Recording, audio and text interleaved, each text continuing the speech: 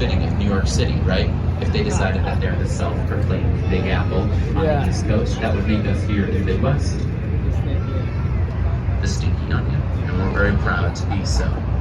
So welcome to the Stinky Onion. As we make our way here now onto the main branch, we're going to be going underneath the first of many Chicago bridges, and we'll talk more about them. In fact, we could probably do a whole 75-minute tour just talking about the bridges, but that would not be suitable to you. So we'll get into some details. For now, I just like pointing out the simple things, like no two of them are exactly the same in their design, whether it be the bridge houses or the bridges themselves. So, you know, you can take some time to find your favorite before you leave town, or if you're a local, you can find a new favorite for you to choose from. And like I said, we'll talk more about the mechanics of them and why they're important later on. In the meantime, just a general note, I mentioned to take turns taking photos and all that.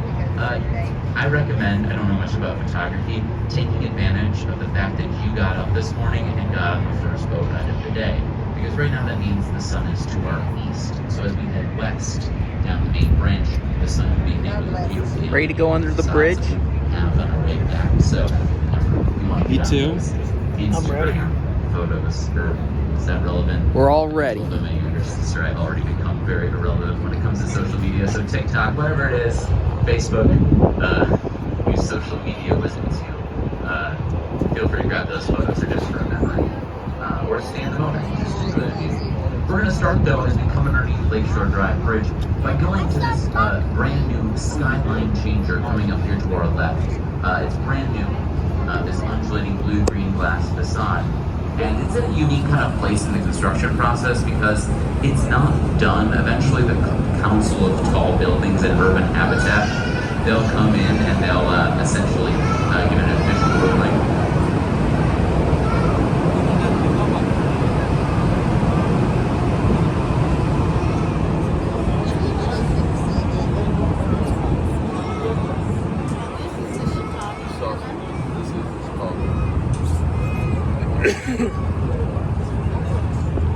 It's alright, it's not the worst reaction to my voice I've ever had.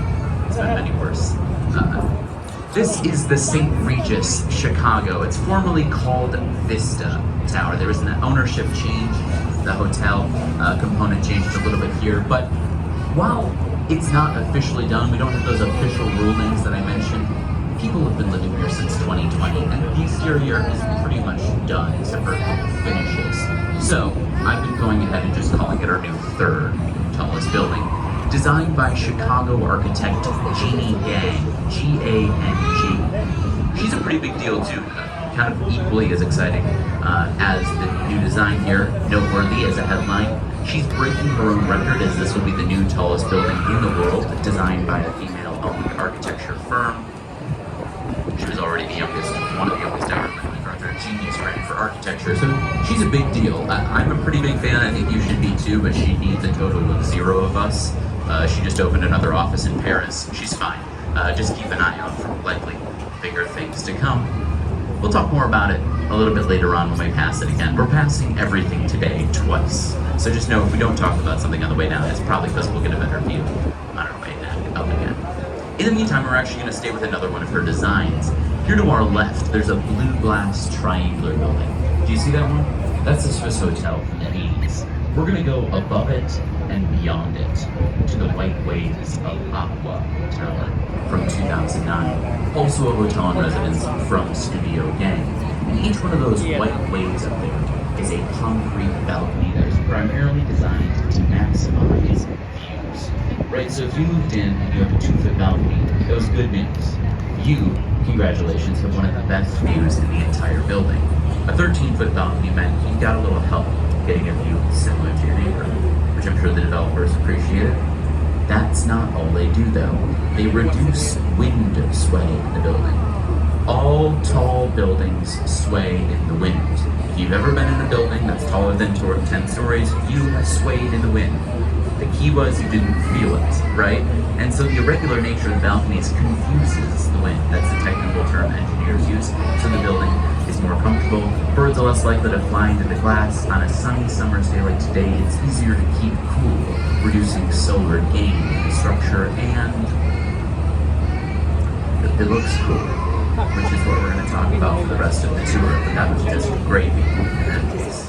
Like I said, Government Metropolitan again, a Chicago architect. Now next up, as we continue west, I'm going to do a little style hopping. I bet it's kind of nice that we can all kind of get on the same page here. So if you're an architecture buff, great, we're going to review, but it also means if you just want to, drink a Bloody Mary and look at some pretty buildings, we're not leaving anybody behind. So we're going to get a bunch of different styles, starting with this beautiful white clock tower building in front of us. This is the iconic Wrigley building. And this is one of those where I'm talking about there's probably no better time of day and no better weather for the Wrigley building. Hitting beautifully the sun and the terracotta facade. There's a boat next to us. Is where we're starting with the Wrigley. And back at this time, it was pretty common in general for architects to be looking to the past for their inspiration across oceans, across centuries, to already known pieces of art and architecture. And in this case, the Wrigley is modeled after La Giralda Tower in Seville, Spain. So it's a Spanish revivalism modeled after a cathedral there. By taking an older idea and putting a new spin on it, essentially that's revivalism. And my favorite part about the Wrigley building is that siding here, what it's clad in. 250,000 terracotta tiles in a pointless pattern. And terracotta, it's an incredibly beautiful building material, but it's also delicate, and this is a very white building in a very busy city. So just to stay this nice, they hand wash the Wrigley every couple of years so as to keep it looking bright and beautiful. There's the white building. Integrity of terracotta, and they do all of this so that we can take photos of it on our iPhones, which, considering the effort, is pretty nice of them. Bringing out the iconic flag for the 4th of July weekend. Across the way here to our left, you'll find columns and a cupola on top of the London Guarantee and Accident Building by Alfred L. Schuda. Beautiful Corinthian columns.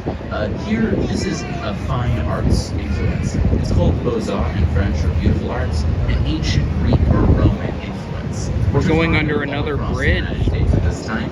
Or like right here, a few years separate both of these designs, both of them interpreting a trend of looking to the past, resulting in different ideas.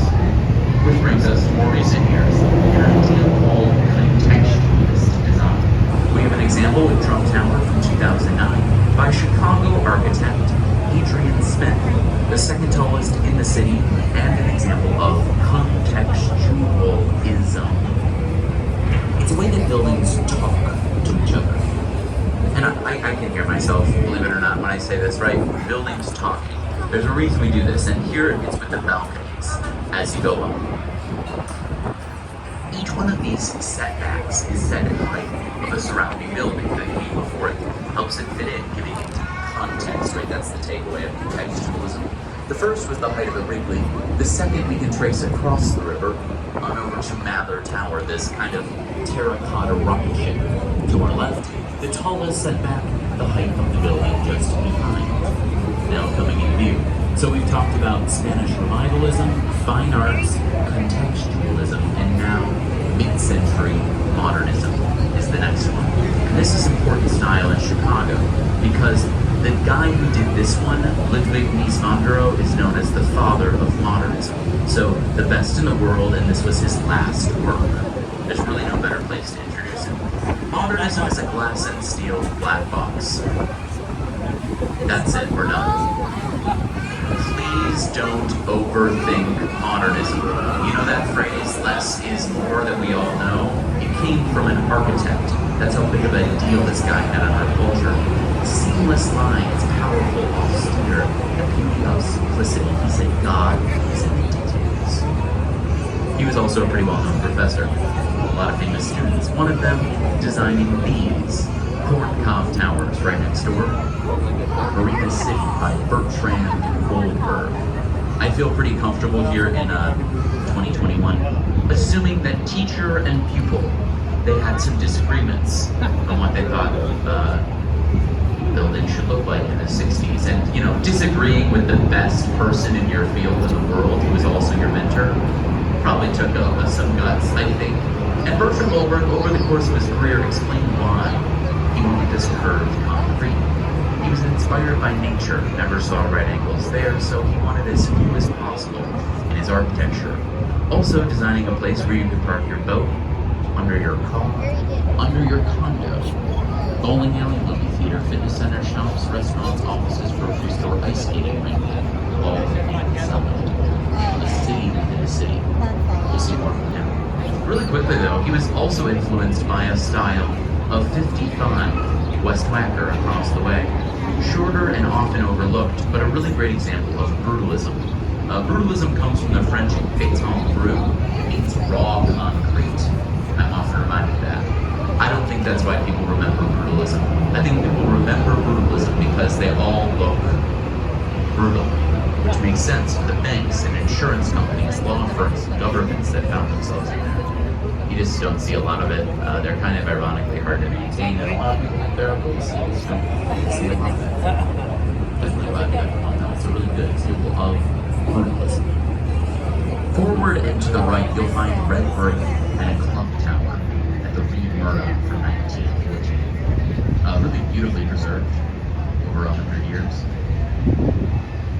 A lot of people know the elements here. They're prairie school elements. Prairie school is made famous by Frank Lloyd Wright's home, so people will come in and they'll recognize the red brick, low line, horizontal lines.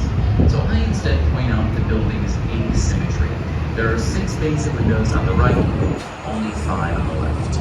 This is strange, because if you're a human, just checking, if you're a human, you like symmetry. You like looking at even stuff. Symmetry, reflected stuff. I'm sorry to tell you what you like, but you don't have a choice in this. It's in our DNA. It's why everybody likes looking at Ryan Gosling's face on screen for 2.5 hours. They've done studies on the symmetry of Brad Pitt's face. There's science to some of this. So it was built with 6 and 6 until they widened LaSalle Street for this massive bridge. They needed more room. The solution? Chop off part of the building in the left-hand side and do some brick work to patch it up. I know they did a good job because hardly a maintenance to this. To the right, another important style, the Chicago School of Architecture at the Helene Curtis. Concrete, brick, and glass on top. Maybe in middle school you learned about Corinthian columns. A column has 3 parts to it: a base, a shaft, and a capital. And the same is true of a Chicago school design. So it's known as a columnar tripartite design. And you won't forget it here thanks to the School of Professional Psychology for labeling the building. No architecture students inside. One of the few examples we have along the river, though. We will see quite a bit of this next style, though. Art Deco and the merchandise art from 1930. First major clue, limestone, which is native to the region. Long vertical lines with darkened panels near each window. This was originally built for Marshall Field as a department store warehouse. Pretty fancy warehouse. The heads facing away from us are indicative of that time. Those are called the Merchant Princes. You have Marshall Field, Montgomery Ward, Wanamaker, Sears. I haven't heard them called the Merchant Princes in over a decade. David Letterman called them the Pez dispensers of Chicago in the early 2000s, and that's all I've heard them called since. We'll see it again, like I said, later on in the tour. We're passing everything today against choice, so we'll talk more about it later. Also, just a general note, keep grabbing those photos. For those of you grabbing video, feel free to grab video. Please don't record the whole